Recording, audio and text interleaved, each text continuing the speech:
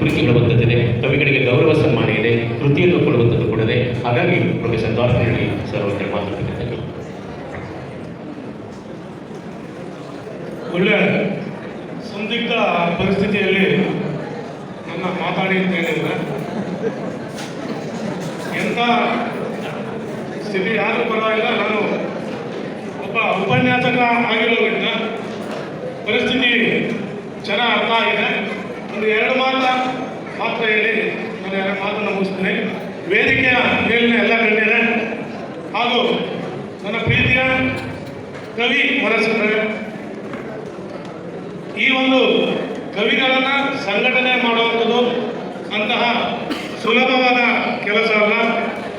ಬರೇ ವಾಟ್ಸಾಪ್ನಲ್ಲೇ ಕರ್ನಾಟಕದ ಮೂಲೆ ಮೂಲೆಯಿಂದ ಈ ಎಲ್ಲ ಕವಿ ಮನಸ್ಕರನ್ನ ಒಟ್ಟಿಗೆ ಸೇರಿಸಿರುವಂತಹ ಪ್ರಜಾಕವಿ ನಾಗರಾಜ್ ಅವರಿಗೆ ನನ್ನ ವೈಯಕ್ತಿಕ ಧನ್ಯವಾದಗಳು. ಹೇಗೆಂದರೆ ಇತ್ತೀಚಿನ ದಿನಗಳಲ್ಲಿ ಜನಗಳನ್ನು ಸೇರಿಸಬೇಕು ಅಂತ ನಿಮಗೆ ಗೊತ್ತಿದೆ. ಎಲ್ಲ ಥರದ ಆಮಿಷಗಳನ್ನು ಒಡ್ಡಿದ್ರು ಕೂಡ ಜನ ಬರ್ತಾ ಇಲ್ಲ.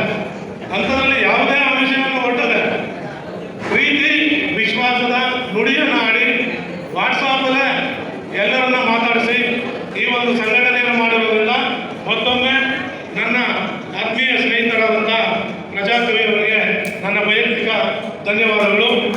ನಾನು ಸಾಹಿತ್ಯ ವಿದ್ಯಾರ್ಥಿ ಖಂಡಿತ ಅಲ್ಲ, ನಾನು ರಾಜ್ಯಶಾಸ್ತ್ರ ವಿದ್ಯಾರ್ಥಿ. ಆದರೆ ನನ್ನ ಸಾಹಿತ್ಯ ಆಸಕ್ತಿ ನನ್ನನ್ನು ಈ ಒಂದು ವೇದಿಕೆಗೆ ಕೂರಿಸಿದೆ ಅಂತ ಹೇಳೋದು. ನಾನು ಸುಮಾರು ಒಂದು 50 ಪುಸ್ತಕವನ್ನು ಈಗಾಗಲೇ ಬರೆದಿದ್ದೀನಿ. ನನ್ನದೇ ಒಂದು ಪಬ್ಲಿಕೇಶನ್ ಕೂಡ ಇದೆ.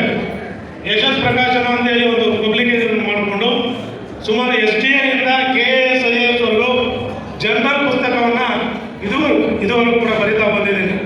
ಯಾರಾದರೂ ನಿಮ್ಮಲ್ಲಿ ನಿಮ್ಮ ಫ್ಯಾಮಿಲಿ ಮಕ್ಕಳಾಗಲಿ ಅಥವಾ ನಿಮ್ಮ ಸ್ನೇಹಿತರಾಗಲಿ ಯಾರಾದರೂ ಕೂಡ ಜನರಲ್ ಸ್ಪರ್ಧಾತ್ಮಕ ಪರೀಕ್ಷೆಗಳನ್ನು ತೆಗೆದುಕೊಂಡಿದ್ರೆ ಖಂಡಿತ ನನ್ನನ್ನು ಸಂಪರ್ಕ ಮಾಡಿ. ನನ್ನ ಕೈಲಾದಂಥ ಸಹಾಯವನ್ನು ಅವ್ರಿಗೆ ಖಂಡಿತ ಮಾಡ್ತೇನೆ ಅಂತ ಈ ವೇದಿಕೆಯಲ್ಲಿ ನಾನು ಹೇಳ್ತಾ ಇದ್ದೀನಿ. ಹಾಗೆ ನಾನು ಬರೆದಂಥ ಪುಸ್ತಕ ಮತ್ತು ಬೇರೆ ಆಥರ್ ಬರೆದಂಥ ಪುಸ್ತಕವನ್ನು ಸುಮಾರು ಕಾಲೇಜು ಲೈಬ್ರರಿಗೆ ಇದುವರೆಗೂ ಉಚಿತವಾಗಿ ಕೊಡ್ತಾ ಬಂದಿದೆ. ಯಾರಾದರೂ ಹೈಸ್ಕೂಲು ಅಥವಾ ಕಾಲೇಜು ಉಪನ್ಯಾಸಕರು ಅಥವಾ ಡಿಗ್ರಿ ಉಪನ್ಯಾಸಕರು ಯಾರಾದರೂ ಇದ್ದರೆ ಅವರು ನನ್ನನ್ನು ಸಂಪರ್ಕ ಮಾಡಿದ್ರೆ ನಾನು ನನ್ನಲ್ಲಿರುವಂಥ ಪುಸ್ತಕವನ್ನು ನಿಮ್ಮ ಕಾಲೇಜು ಲೈಬ್ರರಿಗೆ ಉಚಿತವಾಗಿ ನೀಡ್ತೀನಿ. ನನ್ನನ್ನು ಸಂಪರ್ಕವನ್ನು ಮಾಡಿ. ಅದರ ಜೊತೆಗೆ ಸುಮಾರು ವಿಷಯಗಳನ್ನು ಸ್ನೇಹಿತರು ಸಾಕಷ್ಟು ವಿಷಯಗಳನ್ನು ಹೇಳಿದರು. ಬುದ್ಧ, ಬಸವ, ಭೀಮ ಈ 3 ಜನ ಸಮಾಜದ ಸುಧಾರಕರು ಅಂತೇಳಿ ಕರೆಯೋಣ. ಸಮಾಜದಲ್ಲಿರುವಂತಹ ಸಮಸ್ಯೆಗಳನ್ನು, ಸಾಮಾಜಿಕ ಸಮಸ್ಯೆಗಳನ್ನು, ಸಾಮಾಜಿಕ ಪಿಡುಗುಗಳನ್ನು ತೊಲಗಿಸುವ ಸಲುವಾಗಿ ಅವರ ಜೀವನವನ್ನೇ ಮರೆತು ಸಮಾಜಕ್ಕೋಸ್ಕರ ತಮ್ಮ ತನು ಮನ ಪ್ರಾಣಾರ್ಪಣೆಯನ್ನು ಮಾಡುವಂತಹ ಮಹಾನ್ ಚೇತನಗಳು ಅಂತ ಹೇಳೋಣ. ಆದರೆ ನಾವು ವೇದಿಕೆಯಲ್ಲಿ ಮಹಾನ್ ವ್ಯಕ್ತಿಗಳ ಬಗ್ಗೆ ಮಾತಾಡ್ತೀವಿ. ನಮಗೆ ನಮ್ಮೆಲ್ಲರಿಗೂ ಬುದ್ಧರ ವಿಚಾರ ಗೊತ್ತು, ಬಸವಣ್ಣನವರ ವಿಚಾರ ಗೊತ್ತು, ಹಾಗೆ ಅಂಬೇಡ್ಕರ್ ಅವರ ವಿಚಾರ ಗೊತ್ತು. ಆದರೆ ಎಷ್ಟು ಪರ್ಸೆಂಟ್ ಈ ಮಹಾನ್ ವ್ಯಕ್ತಿಗಳ ವಿಚಾರವನ್ನು ನಾವು ಪಾಲಿಸ್ತಾ ಇದ್ದೀವಿ? ನಮಗೆ ನಾವೇ ಕ್ವಶನ್ ಹಾಕೋದು. ನೀವು ಯಾವುದೇ ವೇದಿಕೆ ಹೋಗಲಿ ಎಲ್ಲರೂ ಇದನ್ನೇ ಹೇಳೋದು.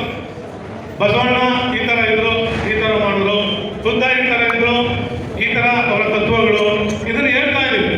ಎಷ್ಟು ಪರ್ಸೆಂಟ್ ನಾವು ಪಾಲಿಸ್ತಾ ಇದ್ದೀವಿ? ನಾವು ಮೊದಲು ಹೇಳುವುದರ ಜೊತೆಗೆ ನಮ್ಮ ಕೈಲಾದಂತಹ ಒಂದು ಅವರ ಸಿದ್ಧಾಂತವನ್ನು, ತತ್ವಗಳನ್ನು ಪಾಲಿಸ